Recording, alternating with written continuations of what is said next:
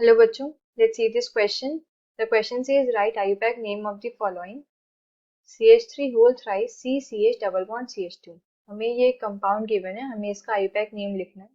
So key concept of this question is, key concept क्या है यहाँ पे? IUPAC nomenclature.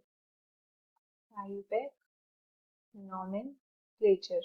अब IUPAC nomenclature क्या है? ये एक सिस्टमैटिक अप्रोच है जिसकी हेल्प से हम सारे ऑर्गेनिक कंपाउंड्स की नेमिंग करते हैं.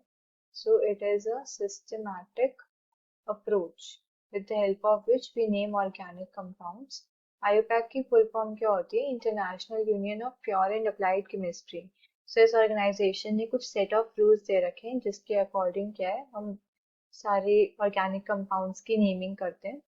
अब क्या है, ऑर्गेनिक कंपाउंड के तीन पार्ट्स होते हैं. एक होता है प्रीफिक्स, देन आता है हमारा वर्ड रूट एंड देन आता है हमारा सफिक्स.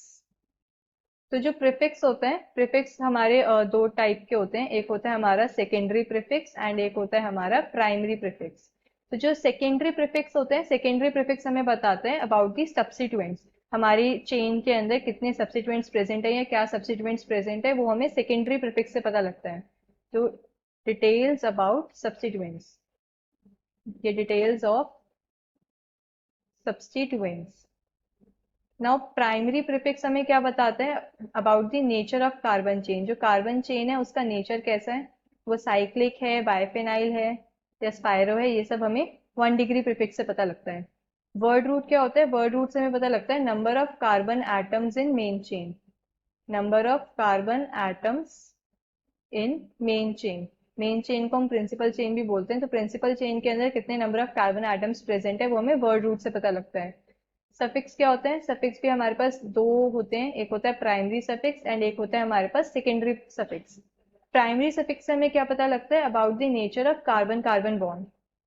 कार्बन कार्बन बॉन्ड का नेचर कैसा है, वो सैचुरेटेड है, अनसैचुरेटेड है, ये हमें 1 डिग्री सफिक्स से पता लगता है. एंड सेकेंडरी सफिक्स से क्या पता लगता है about the details of functional groups, कि कौन से फंक्शनल ग्रुप्स प्रेजेंट हैं, वो हमें सेकेंडरी सफिक्स बताते हैं. Details of functional groups.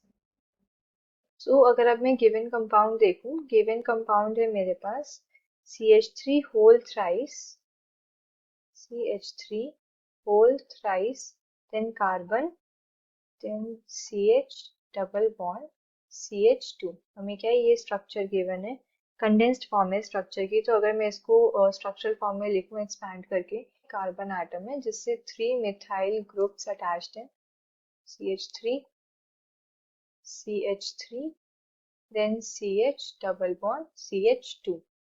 सो इसके अंदर सबसे पहले हमें क्या मेन चेन सेलेक्ट करनी है. मेन चेन क्या होगी, having maximum number of carbon atoms plus ऐसी चेन जिसके अंदर maximum double bond and triple bonds include हो. और फिर हमें क्या है कि इसके अंदर ये जो डबल बॉन्ड वाला कार्बन है इसको क्या लोअर मतलब लोअर नंबर देना है. फर्स्ट प्रायोरिटी हम इसे देंगे. तो नंबरिंग हम यहाँ से राइट साइड से स्टार्ट करेंगे. 1 2 3 4. 4 कार्बन एटम्स है मेन चेन के अंदर. तो वर्ड रूट क्या हो गया मेरे पास, ब्यूट.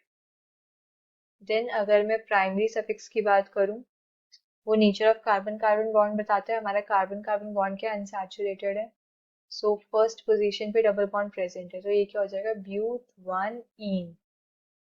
नाउ अब मुझे क्या लिखना है इसके अंदर, प्रीफिक्स लिखने हैं. मेरे पास दो प्रीफिक्स है. थर्ड पोजीशन पे क्या है, दो मिथाइल ग्रुप प्रेजेंट है. सो इसको मैं ऐसे लिखूंगी 3 डाई मिथाइल.